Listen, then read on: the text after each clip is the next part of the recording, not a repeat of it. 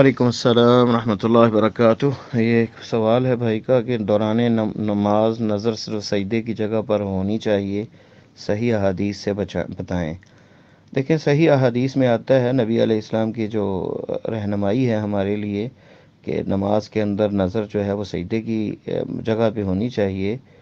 اس میں تمام نماز کے اندر یہی حال ہے، اور جس روایت جو آتی ہے وہ ما رواہ ابن حبان والحاکم، صحیح ابن حبان میں ہے اور مستدرک حاکم میں یہ روایت ہے۔ عن عائشہ رضی اللہ عنہ قالت دخل رسول اللہ صلی اللہ علیہ وسلم الكعبة ما خلف بصره موضع سجوده حتى خرج منها، صححه البانی فی صفۃ صلاۃ النبی صلی اللہ علیہ وسلم۔ تو یہ حدیث ہے، رسول اللہ صلی اللہ علیہ وسلم کعبہ میں جب آپ نے نماز پڑھی تو آپ کی نظر جو ہے وہ ہٹی نہیں، پیچھے نہیں ہٹی اپنے سجدے کی جگہ سے، حتیٰ کہ آپ جو ہے نکل آئے نماز میں سے۔ اور یہ شیخ البانی نے صفۃ صلاۃ النبی میں اس حدیث کو صحیح کہا۔ اور اس بارے میں آثار بھی ہیں سلف سے، جسے امام عبدالرزاق صنعانی نے اپنی رحمہ اللہ نے اپنی مصنف کے اندر ذکر کیا ہے۔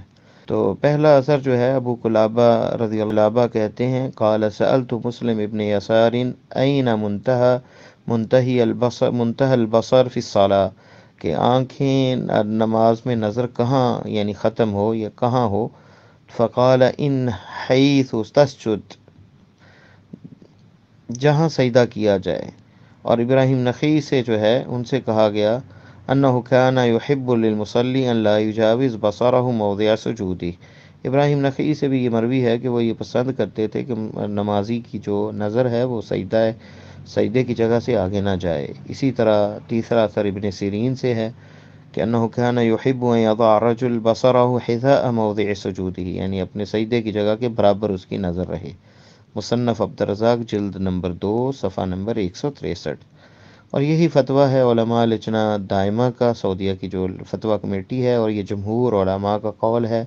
اس میں امام اعظم ابو حنیفہ رحمہ اللہ اور امام شافعی اور اسی طرح امام احمد، بعض نے استثناء دیا ہے کہ تشہد کے اندر جو ہے بندہ جو ہے اس کی نظر جو ہے نمازی کی وہ اپنی انگلی کی طرف ہو جس سے اشارہ کیا جاتا ہے، اور یہ استثناء صحیح ہے، جس کی صحیح سنت سے ثبوت ملتا ہے، جیسا کہ عبداللہ ابن زبیر سے روایت ہے کہ ان نبی صلی اللہ علیہ وسلم کان اذا قعد فی التشہد، آپ جب تشہد میں بیٹھتے، وضع کفہ الیسری علی فخذہ الیسری، اپنے ہاتھ کو جو ہے رکھتے بائیں کو بائیں پر، واشار بالسبابہ، اور اپنے انگلی کے ساتھ جو ہے شہادت کی انگلی کے ساتھ جو اشارہ کرتے، لا یجاوز بصرہ اشارتہ، آپ کی نظر جو ہے وہ تجاوز نہ کرتی آپ کے اس اشارے سے، یعنی اس انگلی پہ جس کے ساتھ اشارہ کرتے تو وہاں نظر ہوتی۔